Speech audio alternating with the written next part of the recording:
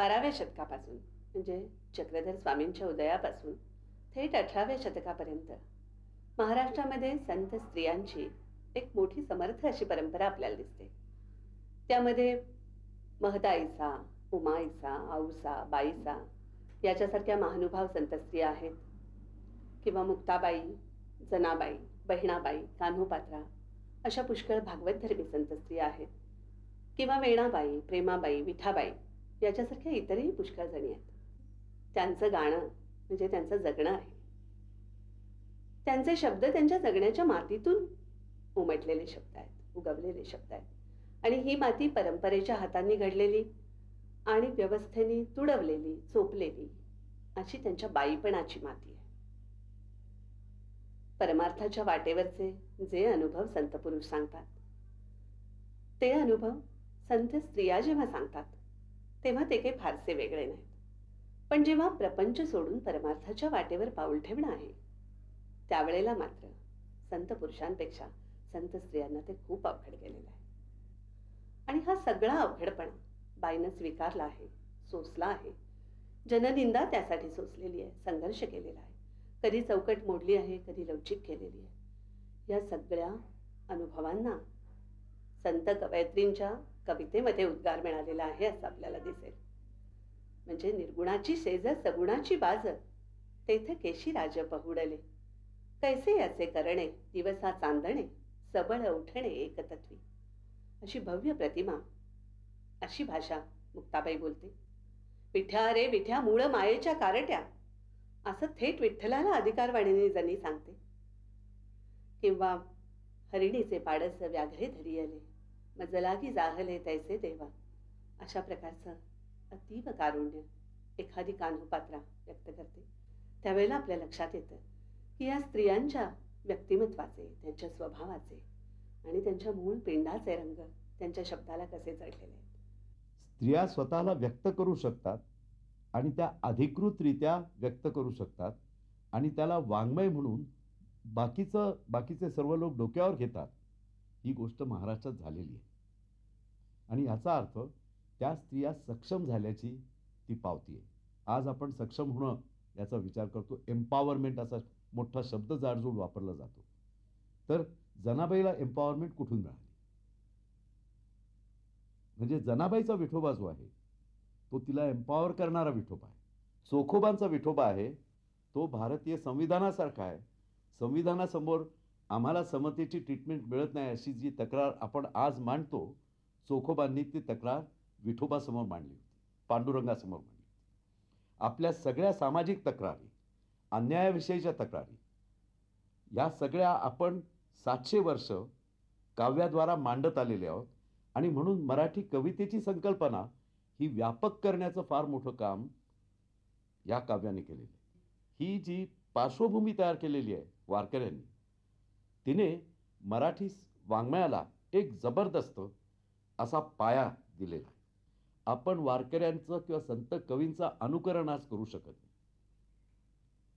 आज जीन्स घातलेला मुलगा तो काही त्याच्या 2 व्हीलरवरून पंढरपूरला भगवान निशाण घेऊन जाणार नाही.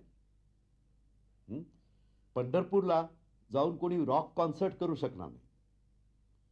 परंतु पंढरपूरला महाराष्ट्राची ओरिजिनल रॉक कॉन्सर्ट 13व्या शतकापासून चाललेली आहे.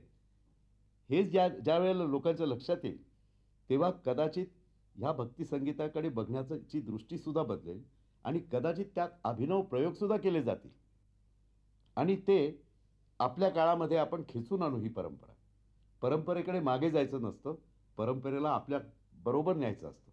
संतांची चळवळ ही आध्यात्मिक होती, तशीच ती सामाजिक समतेचीही होती. म्हणून तर 18 पगड जातीचे संत निर्माण होऊ शकले. चोखामेळा हे असेच एक अस्पृश्य मानल्या गेलेल्या जातीतले संत. रूढ चालीरीती आणि जातीपातीच्या संकेतांच्या पलीकडे जाऊन वारकरी संप्रदायानं त्यांना सामावून घेतलं.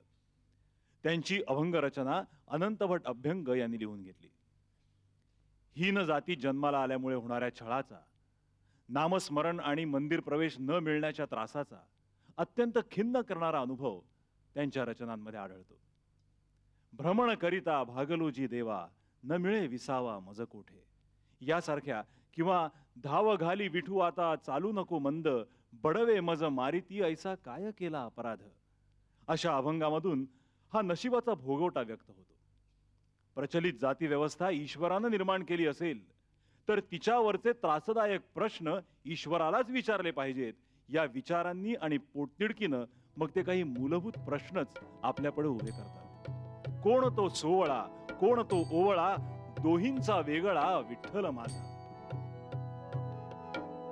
कोण तो सोवळा, कोण तो ओवळा, कोण तो सोवळा, कोण तो ओवळा, दोहींचा वेगळा विठ्ठल माझा, दोहींचा वेगळा विठ्ठल माझा.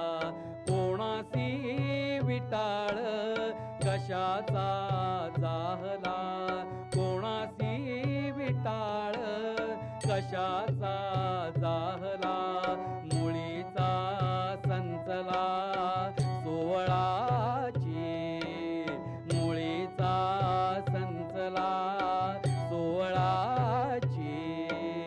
कोण तो सोवळा, कोण तो ओवळा, कोण तो सोवळा, कोण तो ओवळा, दोहींचा वेगळा विठ्ठल माझा, दोहींचा वेगळा विठ्ठल माझा. कोण तो सोवळा, कोण तो ओवळा.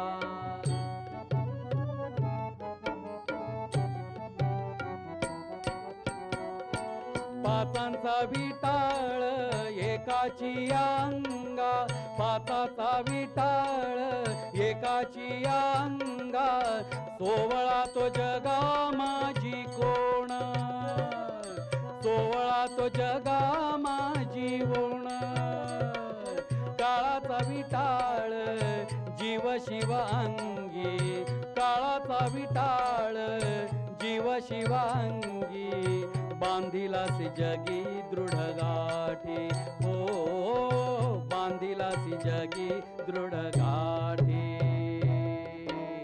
कोण तो सोवळा, कोण तो ओवळा, कोण तो सोवळा, कोण तो ओवळा, दोहींचा वेगळा विठ्ठल माझा, दोहींचा वेगळा विठ्ठल माझा.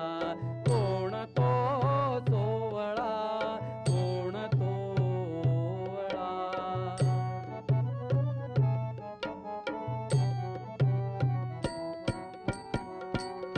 जन्मता विटाळ मरता विटाळ, जन्मता विटाळ मरता विटाळ, जन्मता विटाळ मरता विटाळ, जन्मता विटाळ मरता विटाळ, जन्मता विटाळ मरता विटाळ.